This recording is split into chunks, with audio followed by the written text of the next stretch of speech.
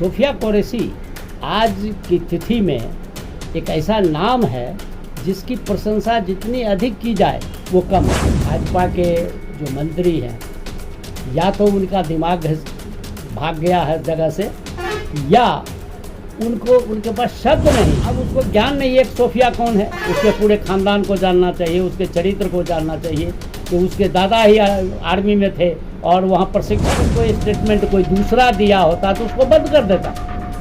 लेकिन ये अपने लोग हैं तो इसको तो हम लोग जितना चिल्ला लें सरकार के कान पर जूं नहीं रेंगेगी। इस ज़माने में India is Indira, Indira is India कहा जाता था। आज मोदी ही समूचा देश है। मोदी के खिलाफ बोलेगा वो देशद्रोह हो जाएगा, अमित शाह के खिलाफ बोलेगा वो देशद्रोह हो जाएगा। हमारे बीच शिक्षा विभाग से अवकाश प्राप्त और प्रसिद्ध रंगकर्मी अनिल पतंग जी हैं। अनिल पतंग जी किसी परिचय के मोहताज नहीं हैं। भाजपा के मंत्री ने कर्नल सोफिया पर जो विवाद पैदा किया है, बहुत बड़ा बयान दे दिया है जहां देश में महिलाओं का सम्मान किया जाता है।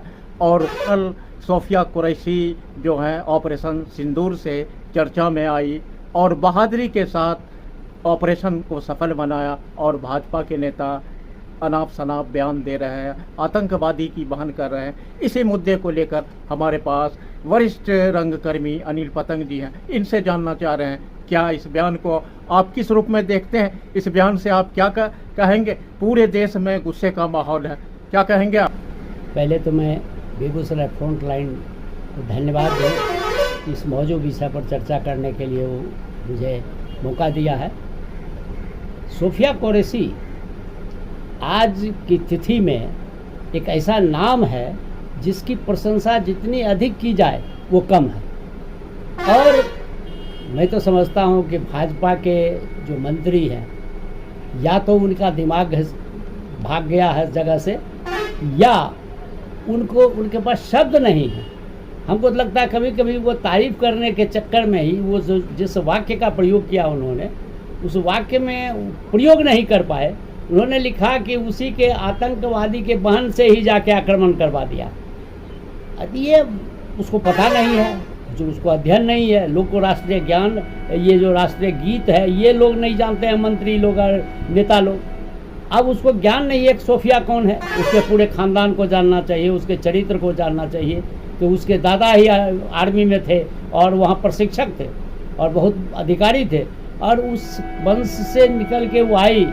और जिसमें दिखाया गया कि वो राफेल पर सवार हो रही है, इसको दिखाया, हम लोगों ने देखा वीडियो पर कि देखा किस आत्मविश्वास के साथ वो जाती है और चढ़ के जब राफेल उड़ाती है और वहाँ जाके मार के चली आती है।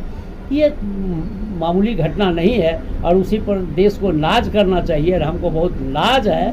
और सोफिया आतंकवादी की बहन नहीं है बल्कि सोफिया भारत के मूल हम लोग जो सब है सबकी बहन है। और ये 34 वर्ष की लड़की और इतने ऊंचे पद पर है, ये तो बहुत ऊंचा पहुंच जाएगी ना, ये आर्मी चीफ भी हो सकती है। तो वैसे लोगों के खिलाफ अगर कोई स्टेटमेंट कोई दूसरा दिया होता तो उसको बंद कर देता। लेकिन ये अपने लोग हैं तो इसको तो हम लोग जितना चिल्ला लें सरकार के कान पर जूं नहीं रेंगेगी। इसलिए हालांकि एक हाईकोर्ट ने वो दिया है उस पर मुकदमा करने के लिए, शायद मुकदमा हो भी गया है। अब देखिए क्या होता है और होना भी चाहिए। भाजपा के नेताओं का बेतुका बयान को देशद्रोही नहीं माना जाएगा। देशद्रोह नहीं, ऐसा बयान ऐसे मौके पर जो भारत और पाकिस्तान के बीच तानातानी है, आपने देख रहे हैं माहौल सही नहीं और बयान देना। आज देश है, देश तो मोदी है। किसी ज़माने में India is Indira, Indira is India कहा जाता था।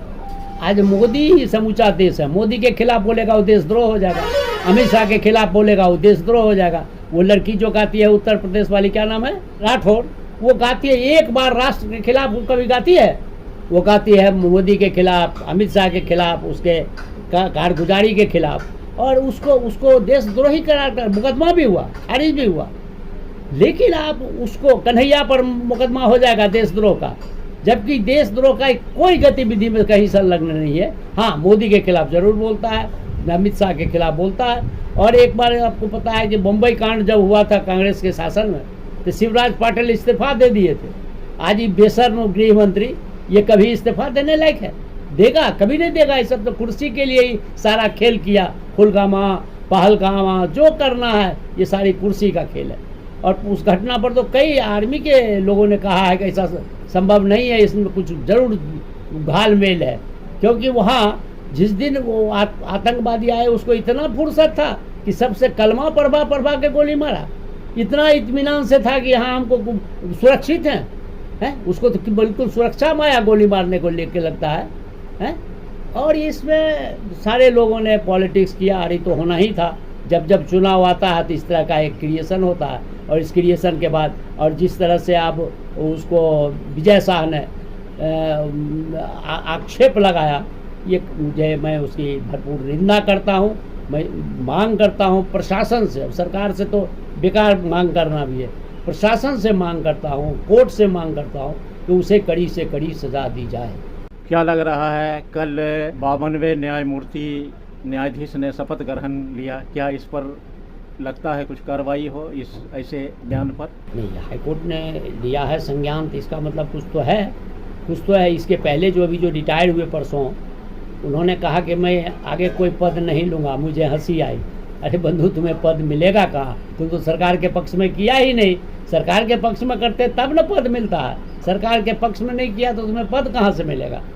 तो यहाँ तो कोर्ट को भी सरकार के पक्ष में करना पड़ता है, चुनाव कमीशन को भी करना पड़ता है। सारा लोग बिके हुए हैं, सारा लोग मिले हुए हैं। और इस साजिश में देखते हैं हमारा चुनाव ये संधि विराम की घोषणा करता है ट्रम्प, अमेरिका से करता है। और यहाँ दोनों मुंह छिपा के बैठ जाते हैं। और सेक्रेटरी देखे होंगे वीडियो, सेक्रेटरी का मुंह लटका हुआ है जिसमें वो इसको स्वीकृति दे रहा है। उसका चेहरा भाव लटका हुआ है, वो मैंने अपने मन से वो नहीं दे पा रहा है, लेकिन दबाव है कि तुम्हें घोषित करो। ये तो अमेरिका के दबाव में सीज फायर हुआ, युद्ध विराम हुआ। बिल्कुल बिल्कुल बिल्कुल। अमेरिका में यहाँ तो बहुत आज से शुरू से नेहरू जी के समय से लेकर अटल बिहारी वाजपेयी तक, मनमोहन सिंह तक कितना बार पाकिस्तान के साथ समझौता हुआ और अमेरिका ने मध्यस्थता करने की कोशिश की। सब लोगों ने रिजेक्ट किया और अमेरिका की मध्यस्थता स्वीकार नहीं की। आज इसको स्वीकार किए बगैर घोषित कर दिया कि स्वीकार करना पड़ेगा। इसको तो है अभी अडानी को बचाने, अडानी का केस है ना अमेरिका में, इसका तो सारा खेल वही चल रहा है। इसलिए चलिए खबरें आई मीडिया के, गोदी मीडिया के भूमिका पर आप क्या कहेंगे? न्यूज़ चैनल ने जो दिखाया युद्ध के बारे में, इस पर आपकी क्या राय?